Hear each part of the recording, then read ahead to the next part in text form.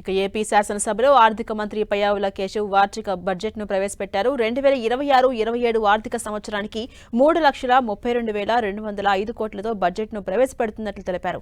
తమ దృష్టిలో బడ్జెట్ అంటే కేవలం పద్దుల ప్రకటన కాదని రాష్ట్రాభివృద్ధి, ప్రజా సంక్షేమాన్ని జోడెద్దుల బండిలా పరుగులు పెట్టించాలనే సంకల్పం లాంటిది అన్నారు పయ్యావుల కేశవ్. అప్పుల గురించి మాట్లాడుతున్న ప్రతిపక్ష మిత్రులకి ఒక విషయం గుర్తు చేయదలుచుకుంటున్నాను. మాకు 9,74 లక్షల కోట్ల రూపాయలని అప్పు మిగిల్చి వెళ్ళింది మీ ప్రభుత్వమే. మీరు చేసినటువంటి అప్పులు తీర్చడానికి మేము మళ్ళీ అప్పులు చేయాల్సినటువంటి పరిస్థితి తలెత్తింది. కానీ ఈరోజు మేము అప్పుగా తెస్తున్న ప్రతి రూపాయి ఉత్పాదకత వ్యయంలోకే వెళ్తోంది. అది రైతులు, మహిళలు, విద్యార్థులు, వృద్ధుల చేతుల్లోకి వెళ్తోంది. గత ప్రభుత్వ నిర్వాకాల వల్ల సకాలంలో జీతాలు కూడా ఇవ్వలేని దుస్థితి నుండి ఇప్పుడు మా ప్రభుత్వం సమర్థ పాలనా విధానాలతో ఆర్థిక సుస్థిరత దిశగా అడుగులు వేస్తోంది. ఖర్చులు తగ్గించుకొని, వనరులు పెంచుకొని ఆర్థిక స్థిరత్వం దిశగా ప్రయాణం చేస్తోంది. సంక్షోభంలో ఉన్న రాష్ట్రాన్ని ఆకాంక్షల సాకారం దిశగా నడిపిస్తున్నాం. పోలవరం ప్రాజెక్టు విషయంలో పెండింగ్ ఉన్న 5,000 కోట్ల రూపాయల బిల్లుల్ని చెల్లించి పనులను వేగవంతం చేశాం. డయాఫ్రామ్ గోడ నిర్మాణం ఇప్పటికే 91% పూర్తయింది. మొత్తం ప్రాజెక్టు పురోగతి 60% దాటింది. వెలుగొండ ప్రాజెక్టు BRR వంశధార దశ 2, అలాగే వంశధార నాగావళి మరియు నాగావళి చంపావతి నదుల అనుసంధాన పనుల్లో సమాంతరంగా గణనీయమైనటువంటి పురోగతి సాధించబడింది.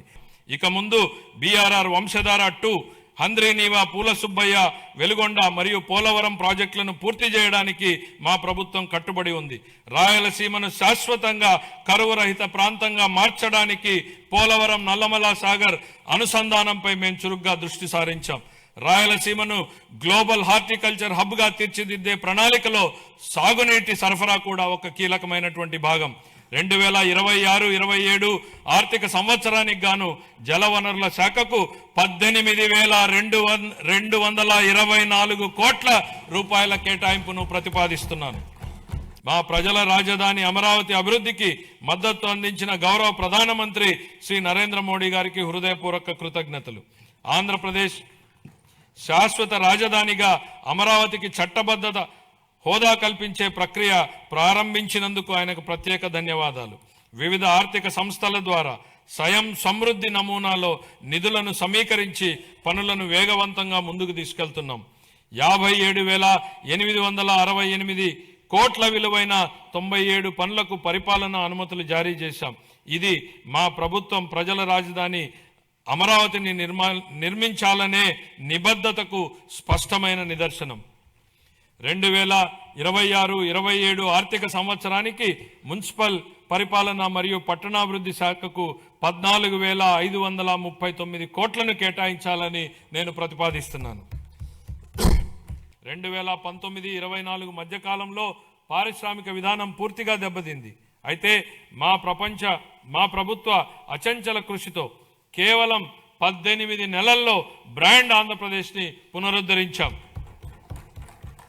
జూన్ 24 నుండి 9.68 లక్షల కోట్ల విలువైన 1.19 లక్షల పెట్టుబడి ప్రతిపాదనలు ఆమోదించబడి 5.41 లక్షల ఉద్యోగ అవకాశాల సృష్టికి మార్గం సుగమమైంది. మా విజన్ ప్రపంచంతో పోటీ, స్థానికంగా చేయూత. Compete globally, care locally. ఇటీవల నిర్వహించిన గ్లోబల్ పార్ట్నర్షిప్ సమ్మిట్ 25లో 13.25 లక్షల కోట్లకు పైగా పెట్టుబడి ఒప్పందాలు కుదిరాయి. జూన్ 24 నుండి మా ప్రభుత్వం విద్యారంగంలో సమగ్ర ఫలితాలపై దృష్టి కేంద్రీకరించిన సంస్కరణలను ప్రారంభించింది. తల్లికి వందనం, మనబడి మన భవిష్యత్తు, డొక్కా సీతమ్మ మధ్యాహ్న భోజన పథకం, పారిశుద్ధ్యం మరియు నిర్వహణ విధులు, పాఠ్య ప్రణాళిక మార్పులు, డిజిటల్ లెర్నింగ్, ఉపాధ్యాయుల సామర్థ్య వృద్ధి, పరిపాలన పునర్వ్యవస్థీకరణ వంటి ప్రధాన కార్యక్రమాల ద్వారా అభ్యసన సామర్థ్యాలను, ఫలితాలను మరియు గ్లోబల్ పోటీతత్వాన్ని మెరుగుపరచడంపై దృష్టి సారించాం. లెర్నింగ్ ఎక్సలెన్స్ ఇన్ ఆంధ్రప్రదేశ్ కింద KG to PG విద్యా సంస్కరణ నమూనాను ప్రారంభించాం. సూపర్ 6 కార్యక్రమంలో భాగంగా 25-26లో ప్రవేశపెట్టిన తల్లికి వందనం పథకంలో పథకం క్రింద ప్రతి విద్యార్థికి సంవత్సరానికి 15,000 రూపాయల చొప్పున అందజేసి 67.27 లక్షల మంది విద్యార్థులకు లాభం చేకూర్చడం జరిగింది.